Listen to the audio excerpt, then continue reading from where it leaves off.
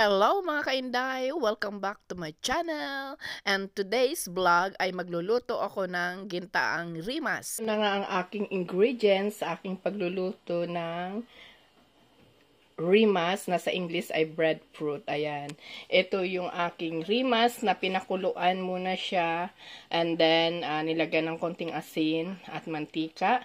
Ngayon malambot na siya ay kinuha ko at binalatan. Ayan, then hiniwa ko siya. And then naghanda rin ako dito ng bawang, sibuyas, luya, at saka coconut milk. Ayan. At saka dahil nga galing ako sa probinsya, sa Samar, mayroon akong mga binilad na isda. Na isasahog natin dito sa ginataang rimas. Ayan, at saka mantika. Ayan, so ipakikita ko na sa inyo kung paano ang aking pagluluto ng ginataang rimas na version ni Inday Lani. Diyan lang kayo and watch it! Ang konting mantika, ayan, konti lang ilalagay natin. And then, sa aking pagigisa, ang una ko munang nilalagay ay sibuyas. Ayan, sibuyas muna.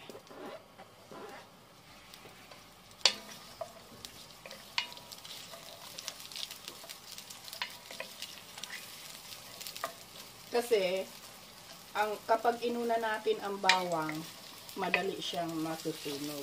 So, ayan. Sibuyas muna. Ayan. Hayaan muna natin siyang golden brown. Ayan. So, haluin natin ng haluin. Ayan. Make it golden brown.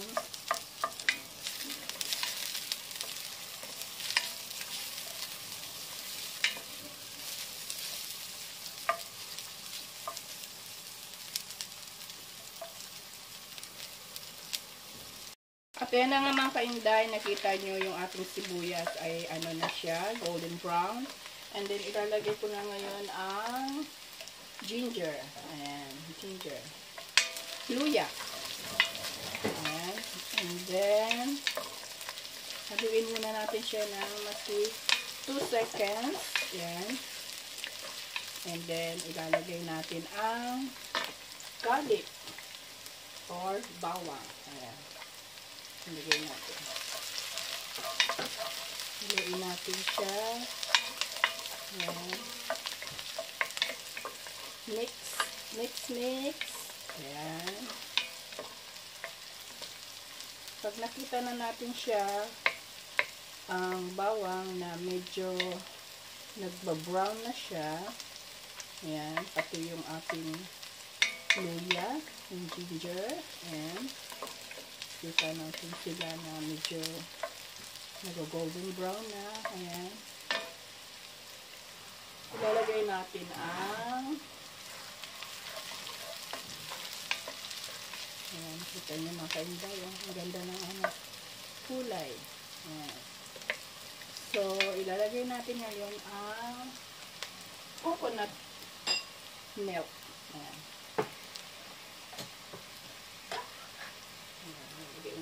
Coconut milk.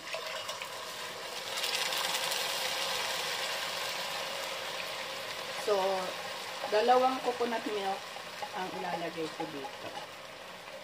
Dalawa.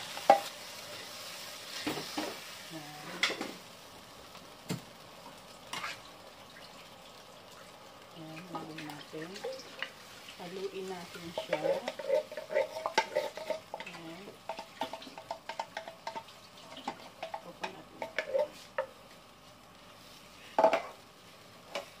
Ano lang natin siya, pakukuluin natin. Ayan. And then, ilalagay natin dyan ang ating isda na pinatuyo. Ayan, ganyan.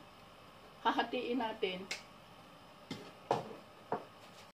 Ayan na nga mga kainday, dahil kumukulo na yung ating coconut milk, ilalagay natin yung isda na aking isasahog. Dahil malalaki itong isdang ito, ay ating puputulin. Ayan. Ayan, ilagay natin siya. Ayan. hinugasan ko na yan siya. Kasi, syempre, alam naman natin, daing siya, diba? So, nilagyan niya ng asin. Maalat. Kaya, binabad ko muna siya sa tubig. And then, hinugasan ko siya. Yan. Haluin natin. Yan, mga kainday. O, tandaan natin na ang ating rimas ay pinakuluan ko na. Kaya, malambot na siya. So, bali, ang ating lulutuin na lang ngayon na itong isda na daing. Pakukuluan natin ng konting kulo-kulo. Pakuluan natin siya. Ayan.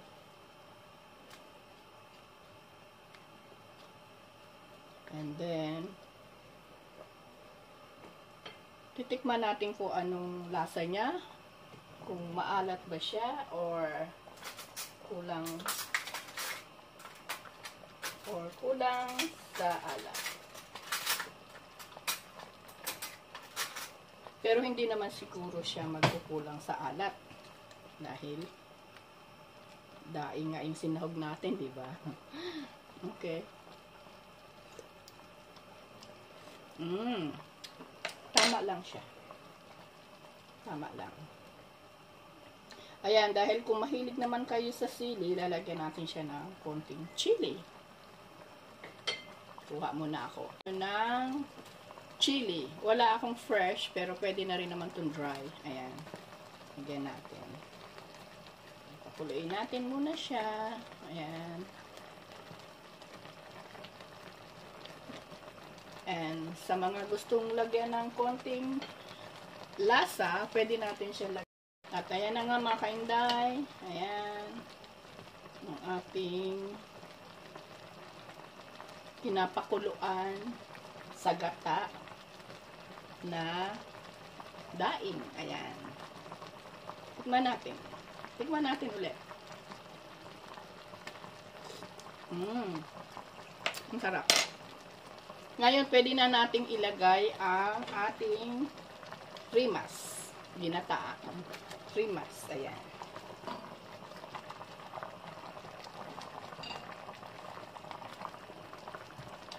Tandaan natin na ang ating rimas ay pinakuluan na. Kaya, hindi na siya maitatagal pa ng gusto dito. At ayan na nga mga kainday, nilagay natin yung ating rimas na pinakuluan dito. Ayan. Ayan. So, siguro, wait lang natin siya ng mga 10 minutes. And then, hahaluin natin. Anyway, luto naman na siya kasi nga yung ating rimas ay pinakuluan na muna natin. Ayan. Diba? Pinakuluan na. And then, malambot na siya. Kaya, so, hindi na siya kailangan pang palambutin. Ayan. So, ang ating sahog dito ay bawang, luya, sibuyas. And then, ilagyan natin siya ng binilad na isda na galing sa summer. Plus yung rimas or breadfruit ang tawag sa Ingles. Ayan. Ayan. So, paanin lang natin siya ng konti. And then, ready na yan siya. Hindi na natin kailangan pang takpan. Ayan. Ayan lang siya. At siya nga pala mga kainday, nakita ko rin sa sa Google, inano ko rin yung mga benefits ng pagkain ng breadfruits or rimas.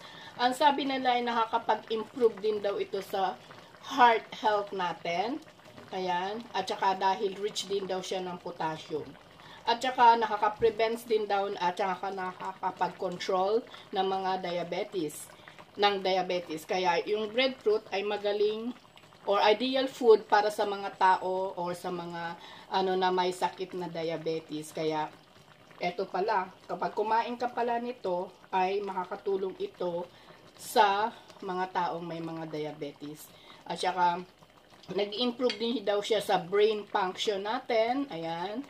Nag-improve ng ating mga reproductive health. Tapos nag-prevent ng cancer. At saka nakakatulong din daw ito sa pagbabawas ng ating mga timbang. Ayan, yung mga gustong magbawas ng timbang, ito ang ating kakainin, breadfruit. At saka, makaka-improves din daw sa ating mga skin health. Kaya marami palang benefits na ating makukuha dito sa pagkain ng breadfruit. Kaya, mga kainday, tara na, kain na tayo ng breadfruit o rimas sa Bisaya. Para gumanda ang ating mga kutis. Ayan, ang ating rimas. Ginataang rimas. Ayan na. O, diba, mga kainday? Masarap ang ating ginataang rimas at mayroon pa pala itong mga benefits na makukuha sa ating katawan. Ayan. So, hope na nag-enjoy kayo sa aking video sa araw na ito. Maraming salamat mga kainday sa panonood ng aking video. Ayan. Hanggang dito na lang ang aking video sa araw na ito. Sa mga hindi pa po naka-subscribe sa aking channel, please subscribe in Dailani Dayo Vlogs. Like, comment, and share. Okay, bye. Bye everyone. God bless. Bye.